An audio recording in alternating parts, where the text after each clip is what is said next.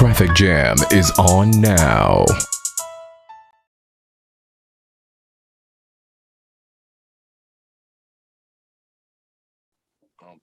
Okay. What, like, did you see the special Patrice O'Neal I did the killing his? documentary. I did. Okay. What do you, like, a lot of people that probably didn't know or really get to see Patrice, what made Patrice great? He was the Biggie of comedy. Just his fearlessness, his commitment to the truth, and just he could rip. He just knew how to rip. I mean, the guy had an answer for everything, and obviously, his own self-destruction, for whatever reason that may have been, where he stood in his own way, was probably either his downfall or what was blocking him from getting to where he should have been. But like Biggie, had he not passed, it would have been great to see what the future would have held. Yeah. You did Madtv for how long? You did it 8 years. For 8 years. 8 years, yeah. I know people often compare it to Saturday Night Live. Did you go for Saturday Night Live? I wanted to, and I never really had the opportunity to. And that just might be how the dice rolled. But and listen, I'm grateful for Madtv because it certainly made me more famous than I was prior to. And when you look at my body of work, it's well respected. But I don't kid myself. It ain't SNL. It's like the difference between playing in the CBA and the NBA. You know what I mean? A lot of great players came out of the CBA and went to the NBA. The number one notable, obviously, Dr. J. But I really think my career would have been different had I been on Saturday Night Live. Saturday Night Live. Okay. What did you get from doing? What experience or life lessons did you get from doing Madtv? Just working with a great ensemble cast. Again, I know it wasn't SNL, but for what I think SNL, when people look at it, the most powerful, the most potent that SNL ever was in that beginning when they had Gilda Radner, Chevy Chase, Belushi, Dan Aykroyd, and then later Bill Murray. I think they were at their, Voltron-like state. And I think that when I was at Mad and I was with Deborah Wilson, Nicole Sullivan, Mike McDonald, Stephanie Weir, Will Sasso, Mo Collins, we were what they were in the 70s. But again, we didn't have the network support behind us that we should have had. Okay. I'm gonna do a little because you've been I'll point it this way. Who would you give your flowers to in your coming up? Like everyone has like their mentors, like Dave, like I said, gave it to Tony Woods. Who do you give your flowers to? I'd say Eddie Murphy, even though I didn't know Eddie and I had no connection with Eddie, but Eddie is who inspired me. And, again, coming up as a young kid, doing what I was doing, being the only one that was doing it at that age, I didn't get a chance to hang out with guys and form a comedy comrade. There are comedy cliques. In Boston, a bunch of guys came up together. Dane Cook, Dennis Leary, I forget my man's name, who's like a legend in Boston. But those guys, Bill Burr, Patrice, that was their group. And then you had guys in New York like Rich Voss and Jay Moore and Keith Robinson. And so everybody came up as a group. I didn't do that because, again, I was young and I couldn't hang out in clubs the way those guys could. I couldn't have roast sessions and bust each other's balls, which ultimately made each other better. I came up on some solo shit. So I never had a chance to have somebody pull me to the side and go, yo, let me put you under the wing and show you what it is. You know, I recently did Bill Bellamy's show. And he and I were reminiscing because we were the only two guys out of that Jersey class that came up together and graduated where a lot of guys didn't. Yeah. But again, it wasn't like Bill took me under his wing or we were like that, but we were like that, if that makes sense. You're watching The Traffic Jam. Did a lot of research, and you can tell me if it's true or not, but I'm going to say two names, and you can tell me what your feedback. Debbie Allen and Norm Nixon. What does that mean to you when I say them two names? Teachers, Okay. man. I remember one time I was going with Norm to Miami, and he flew me out, he put me up, and I didn't really have no money on me. And I remember we were at the airport, and I said to Norm, "Hey man, let me get a couple of dollars so I can." And he was like, "Hey man, don't ever leave the house without money. You grown, you're a young man, but you grown man. Always stand on your own and never ask anybody for anything." And I never understood that because I didn't grow up with a father who taught me that. You know, my father taught me and gave me a love for movies and porn, but and being funny and food. But he didn't teach me the essentials. So Norm was like a father figure in that way. And of course, Debbie, same thing from a mother perspective. And she put me on Different World, 2 episodes. And I just got a chance to see Black life the way I saw it on the Cosby Show in real life through them. Because, they well-to-do Black people, respectable Black people. They got they shit together, and they the Huxtables, man. And hanging out with Norm, I got to meet guys like James Ingram.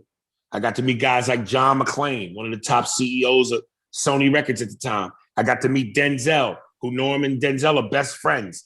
So I was introduced to uncut cocaine early. How did you make that? How did that connection happen with Debbie and Norm? At the time I did Def Jam, and I was trying to find new management. So I was with the current manager who I had at the time, which she was on her way out. But then on the success of Def Jam, I was tinkering between Russell Simmons and Norm Nixon, because his partner at the time, Worthy Paddington. I can't remember his last name, but he had a partner named Worthy. And Worthy was looking for young talent and saw me on Def Jam and called me up, was like, "Yo, me and Norm want to fly you out to LA and see what it is." Wow. Okay. You're watching The Traffic Jam. So, brother, man, you got a hell of a journey. What body of work? Because you're never known for you're not just Madtv.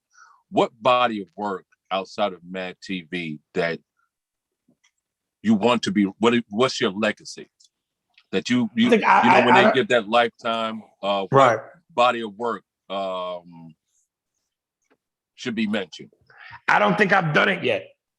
I think that Madtv, Def Comedy Jam, again, 16 years old, the only comedian to ever do it at that age. 8 years on Mad. Yeah.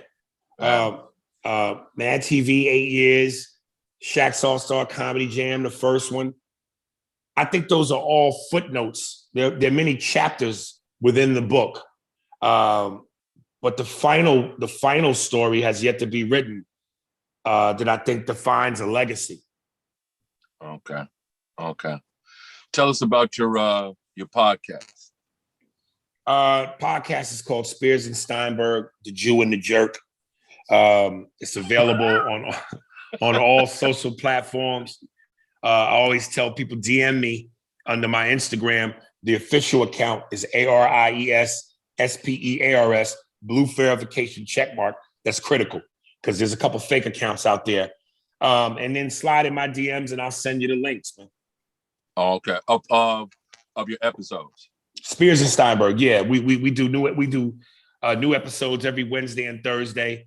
Thursdays are our email episodes where we read emails from the fans and address questions, concerns. Wednesday is, topical, whatever's going on in the news, pop culture, and stuff like that.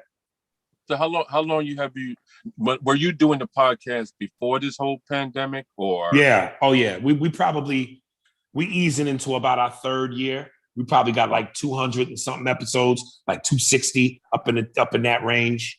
So we still growing, trying to find our legs. I always tell people, man, if you subscribe to the podcast, start from, because you just now getting in, you want to go with the latest episode. But I always say start from episode 1. And if you can, go in order, because you get to track the evolution and the growth of the show. You could see where we were rookies as opposed to all-stars now. We're finding our legs, finding certain jokes, callbacks, certain things make sense to you. But so what's the big difference from, I know it is, and it might sound, but just for artists, the difference between radio and podcast? And why do people even get a podcast? Because it's the last art form left where you can truly be yourself and not have to worry about cancel culture or political correctness, even though you still might have to worry about that because motherfuckers love to report you and become tattletales. But it's the last platform where you could just give people the raw, uncut yayo. Okay. And that's what I thrive on. I'm straight blue magic, like Pepsi. That's a brand name. And they know that, even if they don't know me any more than the owner of General Mills. Straight heron, nigga. You're watching The Traffic Jam.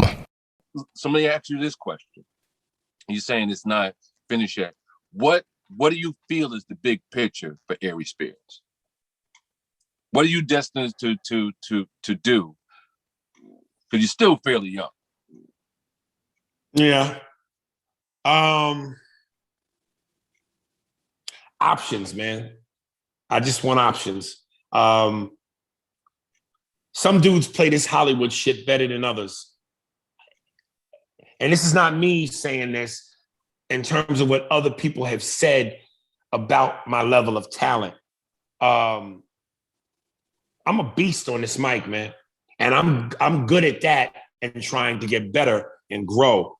But I'm horrible at playing this tap dance and shit. Like this is a whole nother rhythm section. And everybody can't be. And listen, Kevin Hart is that nigga. Ba ba ba ba ba. I'm not ba ba ba ba ba. I'm straight St. Ives 40s. And I can do both. And I do both. But sometimes the ba ba ba ba ba gets canceled out by the Annie up. Come up off that shit. So I'm trying to figure this out, man. It's my manager has a saying. He said to me one time, you want to be rich or you want to be right? Because very seldom can you be both. And I say, why can't you be both? But maybe the path to being both is one has to suffer.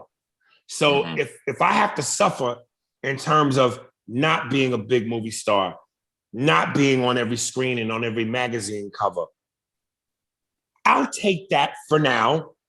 But if figuring out how to be both means maybe I got to figure out real estate, maybe I got to figure out the difference between passive income and active income. Maybe I got to figure out how to get in a different way. And if it means maybe that way I get so much paper that I have options, then the other shit will come later. Because I really believe you can be both. But the path to being both is different from the path of one or the other. So, it might take me longer. Listen, the movie Shawshank Redemption, you know that movie, right? Yeah. Maybe I got to go through a tunnel of doo-doo to come out clean on top. But I'd rather go through the doo-doo than live in this false persona, pretending to be happy, having to make decisions I don't want to make. So bring on the caca.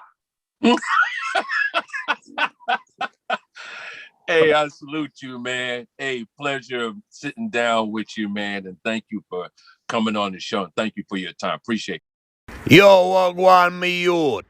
This comedian A.G. White, not White, no. And you're listening and watching and jamming to the traffic jam. Hi everyone, here let's talk about the topic of love handle, which actually I think it's more about diet than really training them, but you have some exercise you can actually do that kind of like build your oblique and your side around your hips and your waist. So you stay here, your legs are just slightly bent, and you move side to side.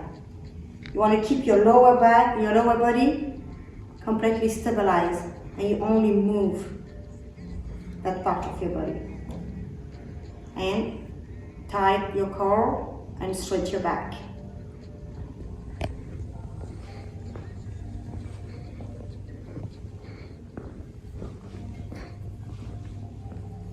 So an exercise you can do, you stay here,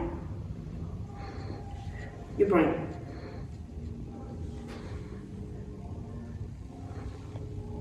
You want to have a tight core and stretch your back. Everything is here.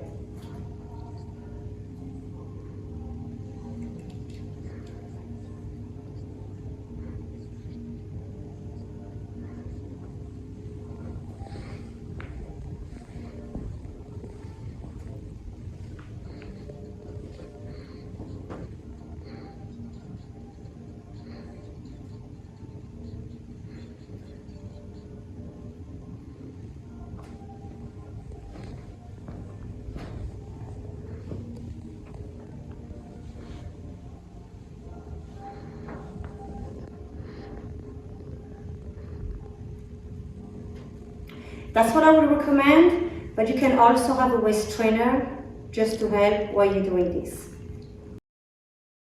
You're watching The Traffic Jam.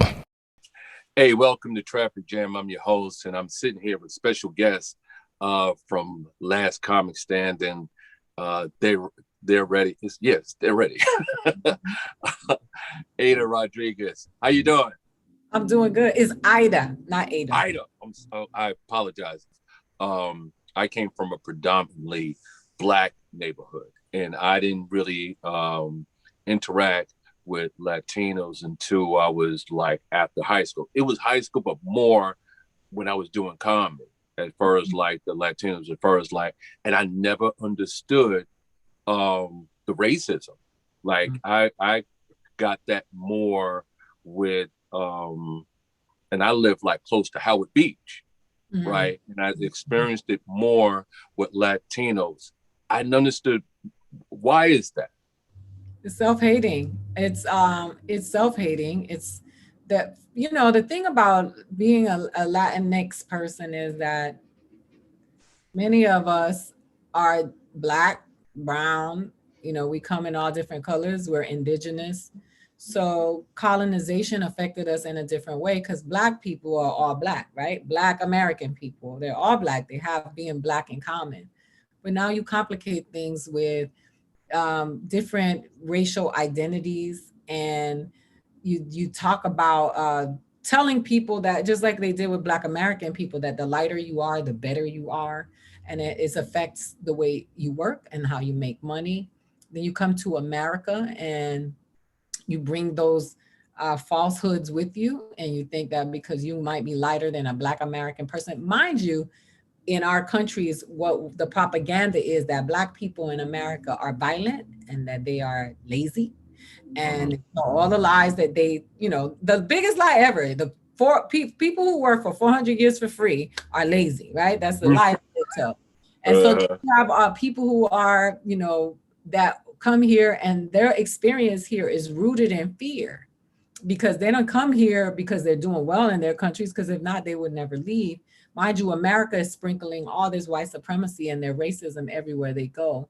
So that's where it comes from. It comes from Black people who hate themselves because they are Black, and, you know, brown people who hate themselves. And all the messaging that is given to Black people in America is given to people all over the world who are Black. It's not just American people. So when they bring that here, the spotlight is on them because they're not from here or whatever. But the truth is those lies they live in all of our communities, and Black people in America practice it against themselves, you know, which is why we got movies like School Days. But the truth is that it's the greatest lie that's ever been told, is that you're better because you're lighter. And they told that lie to us too. Yeah, yeah.